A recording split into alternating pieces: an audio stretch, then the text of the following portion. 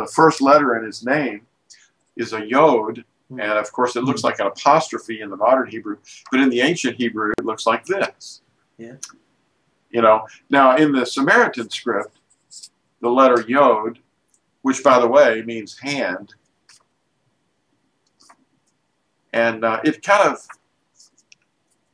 of depicts the forearm and the hand. Yes. You see, that's what this is. And the second letter, now this is very interesting. Remember what I told you this means in Hebrew. The letter actually stands for a hand. Forearms, you know, it isn't just the hand, it's the forearm and the hand, you know, which is interesting because that's where the nails went. The nails went here. They didn't go in here, you know, it would have ripped out. They put the nails in between these two big bones in the Messiah's hands. Now this is the second letter of the name. And it's written, of course, this is the first letter. And instead of going this way, we have to go to the left. And that's the hay. And that means window. And you know, the eyes are windows. There's two of these in the name. Yes. Now, the third letter, which is the most mysterious letter of all, is the uah, which they've been calling a wah. A wah, you know, like wah wah. That's a trombone, by the way. Yeah. Yeah. Wah, Sort of wah, wah, wah. Yeah. Well, this is a uah because it operates in almost all cases as a U or an O. It's a U or an O. It's a U or an O. It's a U or an O. It's a U or an O. It's a U or an O. It's a U or an O. It's a U or an O. It's a U or an O. It's a U or an O. It's a U or an O. It's a U or an O. It operates in almost all cases as a U or an O, you know?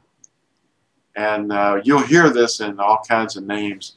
And I'm going to show you one of them or two of them here. But this is the third letter of the name. You see how that's building up there? You see that?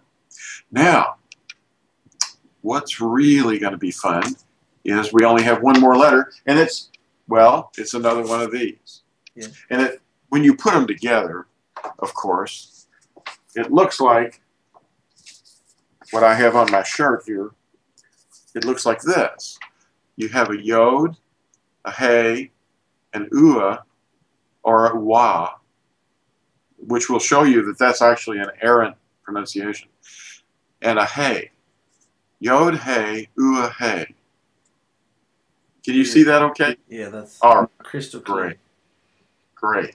The four letters that you see here are found, yod-hay-uau-hay, that's the name of the creator, found at least 6,823 times, by the way, in the Tanakh. Ooh. The Tanakh is an acronym for Torah, Nebiim, and Ketubim, which means the law, the prophets, and the writings. Anyway, there it is.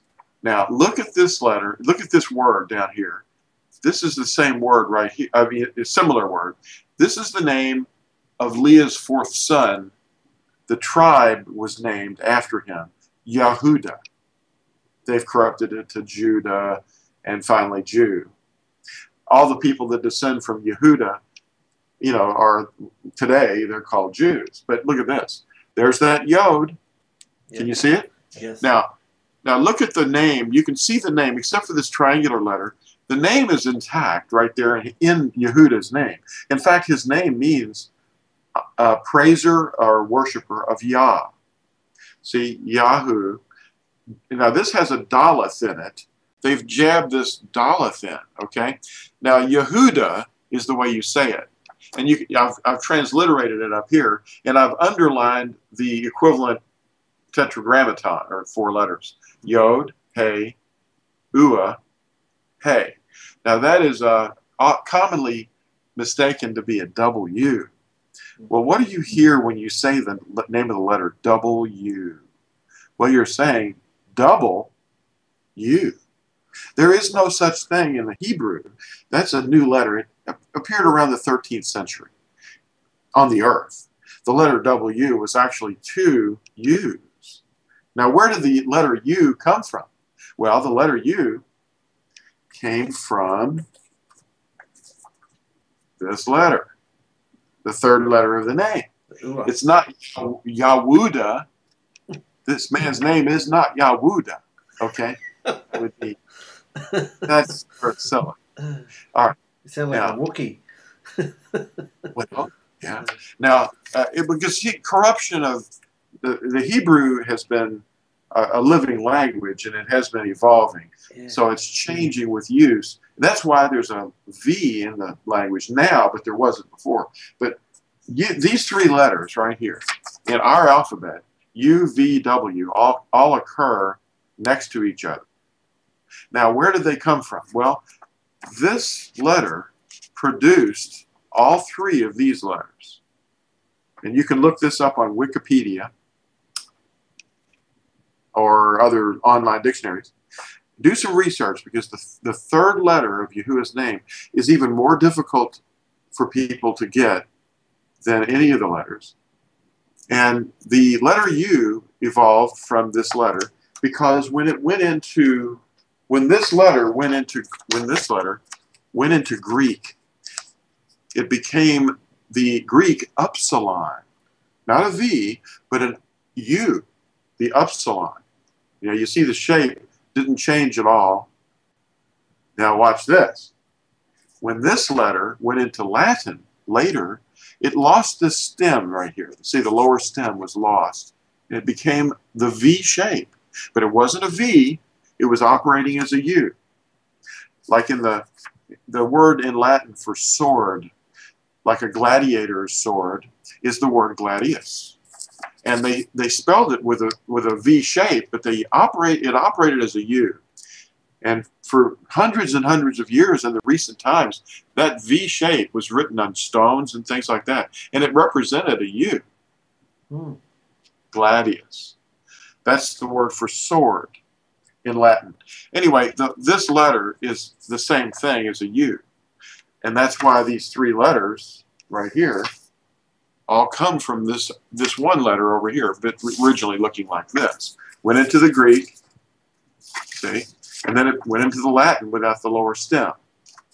That's a pretty big thing to overcome, because when you go back and you understand what they were writing in the 1500s, like this word Petrus Galatinus, I believe it was,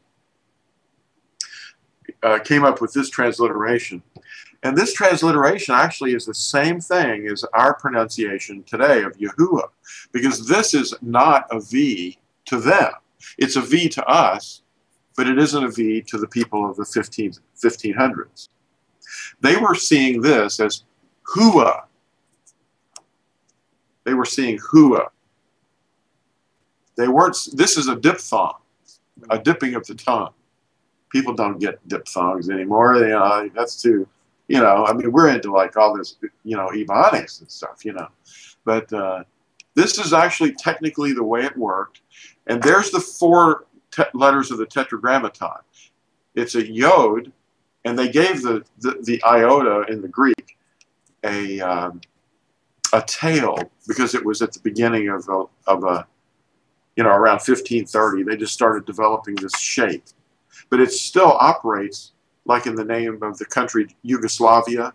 It's spelled with this letter, but it's pronounced as a Y, yod-hay-uau-hay. And they were pronouncing it YAHUAH. That's what they were saying. Not Yahuwah, but YAHUAH.